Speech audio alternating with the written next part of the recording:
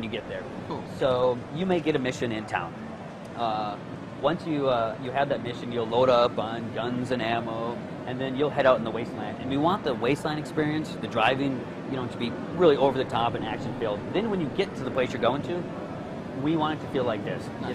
So there's no fast travel in Rage, and the wastelands are not just second thought items. So a Take 5 brand new engine, developed specifically for Rage, yeah? Yes.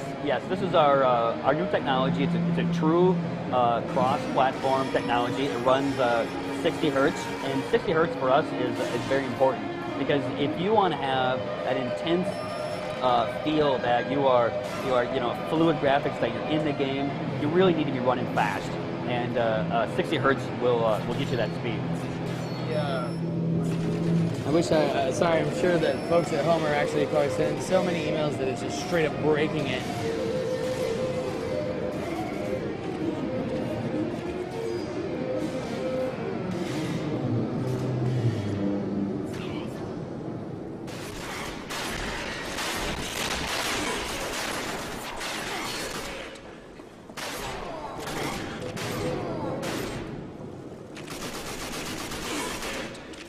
How about the leveling system? And I'm sure you guys got some business there you guys are doing, or do you have, how do you talk about some of the systems in the game behind the scenes of what we're seeing?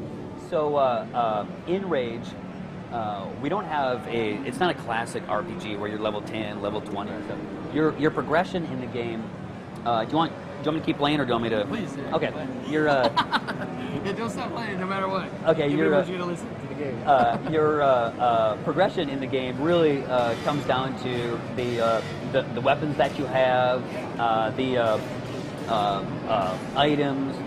We have this whole engineering system where you can find separate components to build things like turrets. You can build like sentry bots. You can build all sorts of interesting things that you can use the way that you want to. So it's not just, here's a new weapon, why don't you, run and gun. The way that the player plays the game and what items and weapons that you like to use, see that right there was a great example of our dynamic traversals that this Ghost clan is able to do. That guy jumped over the railing. I was running this way. He realized that, no, I need to get up there, so he came right back up. Yeah, that's very unique to just this bandit clan. It's also very unique to the advanced AI that we have in Rage.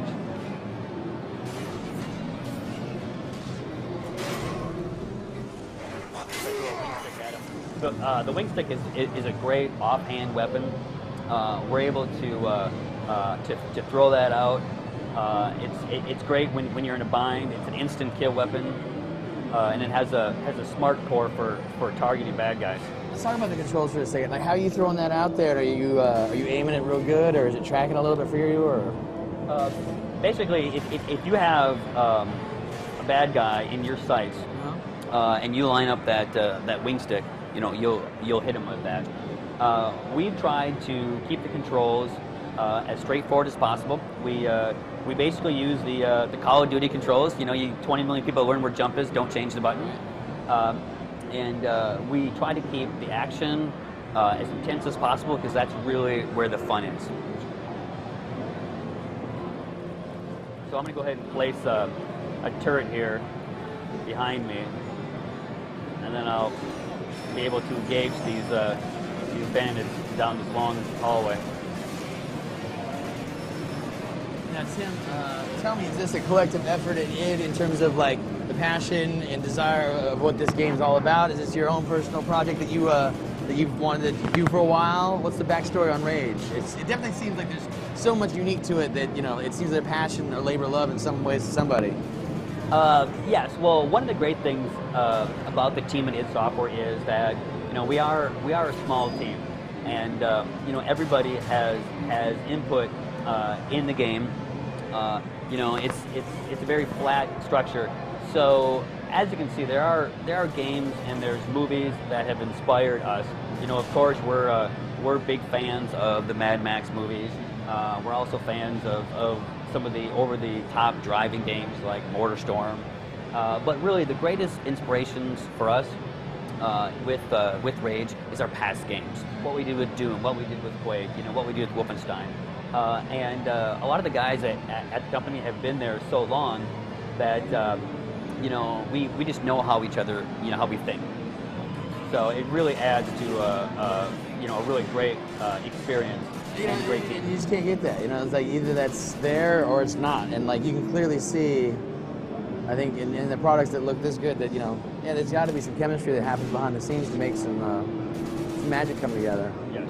So when are you guys looking to come out with Rage? And you said before PS3, PC, and Xbox 360. When's that going to happen? When are we going to see?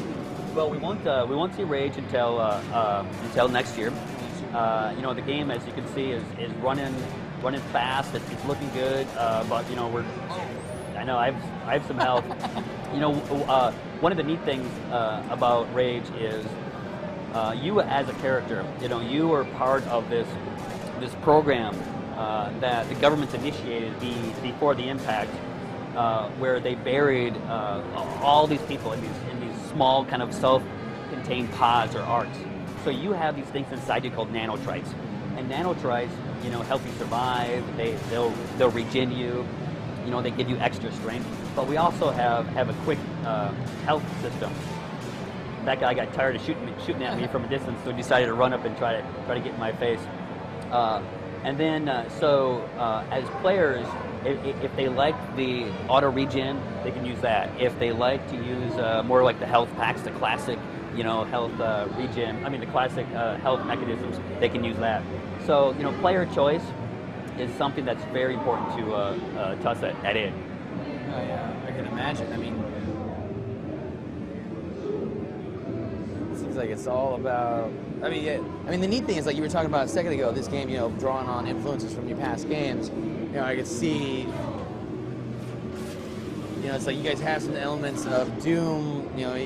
3, I guess you would say, like in terms of like the structure. A lot of those environments kind of lend themselves one way or the other. But the one thing I can clearly see is that you guys have like got it. It's a good balance between being moody lighting, but still being bright enough to where it's like very crisp and very clear and very Yes, this particular level, which we call the Well, is probably the most like some of our past games.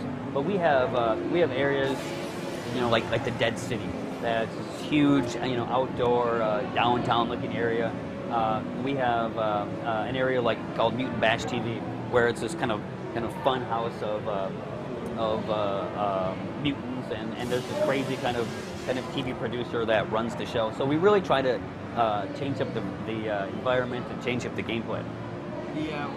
How do you, when you're talking about that home base, how do you actually get your new info to you? Like, are you going back to these same hubs and hitting people up? Let me go ahead and pause that and go to the menu there.